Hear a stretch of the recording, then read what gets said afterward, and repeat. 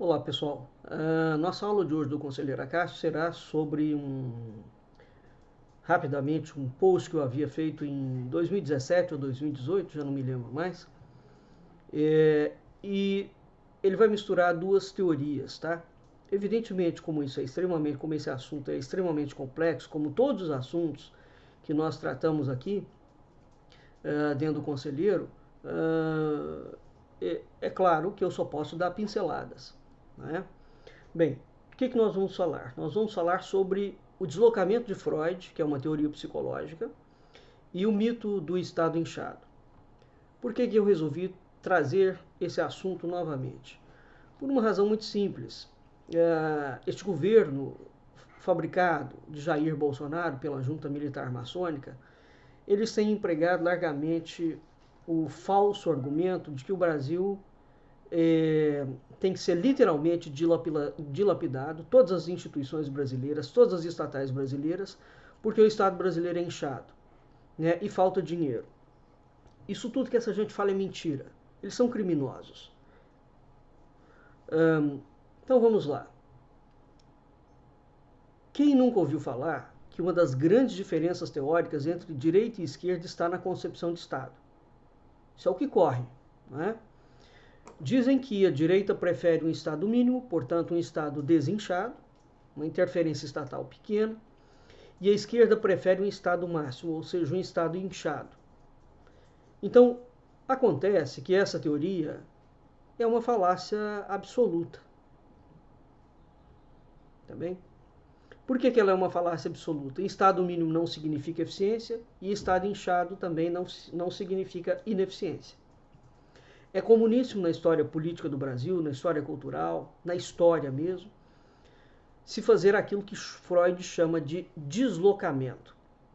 O que é o deslocamento? Você desloca o problema de onde ele verdadeiro está, utilizando-se de outros indicadores para dar forma à teoria falsa que você pretendeu vender como verdadeira. Vou te dar um exemplo. Eu digo o seguinte: esta lapiseira quebrou, não é? Qual é o deslocamento? Eu falo assim: essa borracha vai resolver o problema desta lapiseira que quebrou. O que uma coisa tem a ver com a outra? Nada. Uma é uma borracha, outra é uma lapiseira. São dois entes distintos. Não desempenham as mesmas funções. Um serve para escrever, outro serve para apagar. Além disto, mesmo que eu tenha um estoque de borracha, e se a minha lapiseira está quebrada, o estoque de borracha não resolve a minha demanda por lapiseira. E nem resolve o problema dela estar quebrada. Isso é a teoria do deslocamento de Freud. Então a teoria do deslocamento fala que, veja, qual é o meu problema? A lapiseira está quebrada. Tá? Aí eu trago a borracha como um outro indicador, né, para dizer que essa borracha vai dar conta do problema da lapiseira. Então eu pego um outro indicador para dar forma à teoria falsa que eu pretendo vender como verdadeira. É isso que o governo brasileiro faz com a gente o tempo inteiro, tá? Bem, vendeu-se no Brasil a ideia de que o Estado é inchado. E criou-se o vínculo entre o tamanho do Estado, sua ineficiência, sua alta carga tributária, a corrupção e a elite política, como se a elite política fosse a única elite corrupta do Brasil. Veja, tudo isso é real. O Estado é ineficiente, tem uma alta carga tributária, etc. Bom, ampliando o deslocamento, né? Então veja, nós temos problemas. Agora, a ineficiência do Estado, a alta carga tributária, a corrupção, a elite não tem relação com o Estado inchado. Tá bem? Você pode pensar, tem. Não tem, não. Então aqui já entra o primeiro grau do deslocamento. O segundo grau do deslocamento. Eles vendem que a solução para desinchar o Estado é reduzir o Estado, privatizar estatais, enxugar a máquina pública, desburocratizar, diminuir a carga tributária. Ampliando ainda mais o deslocamento, eles encavalam tudo isso para essas medidas para desinchar o Estado. Eles dizem também que essas medidas que vão desinchar o Estado são também formas de combater a corrupção. Na verdade, nós temos todos esses problemas. Mas, na verdade absoluta, não existe o vínculo automático ou real entre nenhum desses deslocamentos, nenhuma dessas questões. São meros deslocamentos. Eu falo assim para você, o problema do Rio de Janeiro é a segurança pública.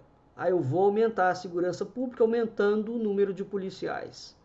Não tem nada que ver uma coisa com a outra. Você pode falar que tem. Não, não tem. Mesmo. Tá? Então, o que existe de fato? Primordialmente, duas coisas. E quanto a mim, por ordem de importância. Eu já venho falando muito em programa de rádio, em posts, já fiz sei lá quantos artigos. Um problema citado pelo Dr. Adriano Benagnon, não é? Muito falado pelo Enéas, sobretudo o Dr. Adriano Benagnon, que detalhou isso com minúcias. Ele tem uma obra monstruosa. A doutora Maria Lúcia Fatorelli e o Eduardo Moreira atualmente, e o Gessé de Souza. O que essa gente mostra? Que existe uma relação incestuosa e criminosa entre o Estado e o sistema financeiro. Especificamente com dois bancos brasileiros, que são os tributários do Estado brasileiro. Há dois bancos que mandam no Brasil. Tá? Esse problema, essa ligação entre o Estado brasileiro e o sistema financeiro, como ela se dá hoje, preste atenção no que eu estou falando, como ela se dá hoje, ela foi uma forja feita dentro da Constituição Federal de 88, forja essa, maracutaia essa, ilegalidade essa promovida por Nelson Jobim, do PMDB. Eu já falei muito sobre isso, não vou repisar o assunto. Aquilo ali levaria o Brasil, em menos de 30 anos, a um colapso institucional e financeiro. Então, o que eu quero dizer é o seguinte, o Brasil, constitucionalmente, foi preparado, foi bombardeado para entrar em colapso institucional e financeiro. Tá bem? Isso foi um projeto. A pergunta é quem estava por trás do projeto? Bem, então foi criada uma relação artificial, incestuosa e criminosa entre o Estado e o sistema financeiro. Se vocês observarem, nenhum presidente brasileiro, nenhum candidato a presidente fala em modificar o sistema financeiro brasileiro. Ninguém fala em meter a mão nessa cumbuca. As pessoas se esquecem, por exemplo, que o Estado não produz nada. O que o Estado produz? Nada. O Estado vive de imposto. Só existe produção, na verdade, onde tem dono, onde você tem propriedade privada. Por outro lado, o governo, se ele não produz nada, ele não é uma propriedade privada. O governo precisa de dinheiro para sustentar suas políticas públicas. Né? E de onde ele extrai esse dinheiro? Você pode dizer, das empresas estatais, elas não cobrem a despesa do Estado. Por mais que elas produzam e produzam bem. Né? Os impostos também não cobrem. Então, existe sempre um déficit nas despesas do governo. O governo, para sustentar a si mesmo, busca esse dinheiro emprestado no sistema financeiro, de um modo quase invisível. Tá? E ele paga esse dinheiro permitindo o uso dos chamados impostos diretos, que ele cobra e que os bancos cobram de nós. E o judiciário entra nesse esquema atuando como cão dos infernos, protegendo toda essa estrutura. Então o Brasil funciona em cima do chamado esquema de Ponzi. Então veja, eu listo para você uma série de problemas, aplico a teoria do deslocamento de Freud, mas o modelo de funcionamento é Ponzi. Tá? Eu ainda vou fazer uma aula sobre o esquema de Ponzi. Segundo ponto, a realidade é que o problema do Estado brasileiro não é necessariamente o seu tamanho, por incrível que isso possa parecer, mas é a ineficiência desse Estado. Gasta-se muito mal os recursos arrecadados, existe uma imensa fraude, uma imensa corrupção. As políticas de governo são quase sempre irresponsáveis. Nós não temos política de governo. Se você observar, entra um governo, isso a nível municipal, estadual e federal. Entra um governo, ele não continua o que o governo anterior fez. Uma ou outra coisa, ele desmonta tudo e refaz. E reaparelha tudo com os seus cupinchas. Então não há uma política de Estado. Uma coisa que o brasileiro parece que não entende, o primitivismo brasileiro, a incultura brasileira é tão medonha que é o seguinte, O Estado é uma coisa permanente. O governo é aquilo que entra e sai de 4 em 4 anos. Então, todo governo que entra, seja ele no município, no Estado ou no governo federal, tem que ter política de governo, que é a plataforma que ele defende, evidentemente, e ele tem que ter política de Estado, tá certo?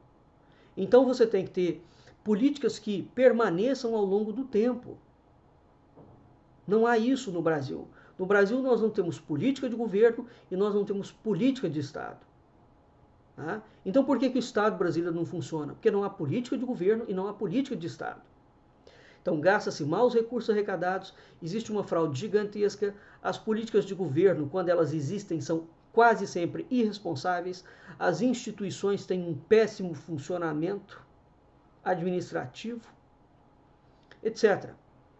Na verdade, o desenvolvimento das economias não depende necessariamente da redução do Estado.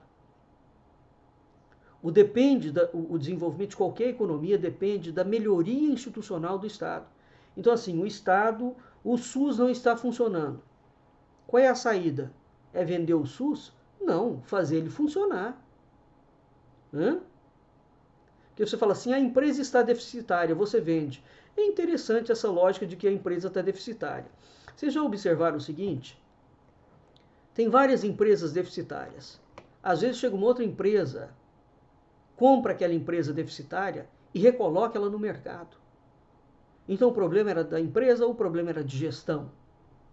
O problema é gestão, tá certo? É melhoria institucional. E outro detalhe, nenhuma empresa vai para frente se ela não pegar o dinheiro que ela tem e reinvestir nela mesma. Toda empresa tem que acompanhar o mercado, senão ela quebra mesmo. E quando ela quebra, vem uma outra, às vezes aquela empresa tem uma carteira muito boa de clientes, pega, reestrutura a empresa e relança ela. Percebeu? Então qual é a solução para o Brasil? É vender o Brasil inteiro? Não, a solução é melhorar o Brasil. Mas não há nenhuma política de Estado que fale em melhoramento das instituições. Para melhorar institucionalmente, você precisa de aprovar leis dentro do Congresso Nacional, você precisa de rever leis, você precisa de mexer na estrutura burocrática. É um trabalho conjunto que vai exigir diálogo entre o governo e as lideranças do Brasil inteiro. Então, por que o incompetente do Jair Bolsonaro não consegue fazer isso? Porque ele não lida com ninguém, ele não fala com ninguém, ele não dialoga com ninguém, ele criminaliza todo mundo, ele xinga todo mundo. Mas e o que o governo aprovou até agora? Não foi por obra e mérito do governo federal, não. Vocês estão enganados. O Congresso Nacional, exatamente porque o governo não funciona e recairia em cima deles, não é? Agiu sozinho. Tá? O que passou aí não tem obra e graça do governo, não. É o Congresso Nacional que está trabalhando. Esse Congresso corrupto. É curioso. O Brasil é um país pasmoso. Não é? A gente fica pasmo com as coisas. Bem, então quando você tem um problema, o que você faz? Você vai jogar a coisa fora? Não, você vai melhorar. A sua casa está com a parede podre. O que você faz? Derruba a parede? Não. Chama o pedreiro para consertar a parede. Não é? Então, o desenvolvimento das economias não depende da redução do Estado. Depende de melhoria institucional. E é isso que se faz através, portanto, de reformulações de leis, de normas, de regras, de condutas, colocando as instituições para conversar. Ah, mas tem corrupto dentro dela. Não misture uma coisa com a outra. O mecanismo institucional tem que funcionar, senão é uma ditadura. Então, simplesmente cortar os gastos públicos, como o governo bandido do Jair Bolsonaro, né? Neoliberal ao máximo, está falando que vai fazer, vender todas as estatais brasileiras, significa simplesmente levar o Brasil à falência. Porque se o Brasil retira dinheiro das suas estatais para arcar com parte dos seus custos, uma vez que ele não tem essas estatais, de onde que ele vai tirar dinheiro? Percebe? Então, o que está sendo feito é uma armadilha para o Brasil. Ora, veja bem, o Estado pode ser mínimo e ser altamente interventor e ineficiente. Ou vice-versa. Você pode ter um Estado grande e altamente eficiente. Então, o Estado inchado Entenda isso, não tem nada a ver com a carga tributária. Tá? Por sua vez, ligado à arrecadação fiscal como percentual do PIB. Caso vocês não saibam, a carga tributária brasileira é a quinta menor entre as 20 maiores economias do mundo. A arrecadação fiscal do Brasil é a menor que os países mais democráticos do mundo. O funcionalismo público brasileiro está entre um dos menores do mundo. Mas então o que acontece? O que acontece é o seguinte: para onde vão os impostos que a gente paga? De 30% a 40%, que é descontado em folha para quem trabalha, de carteira assinada. Isso não tem nada a ver com o Estado inchado, tem a ver com gestão. Vou dar um exemplo.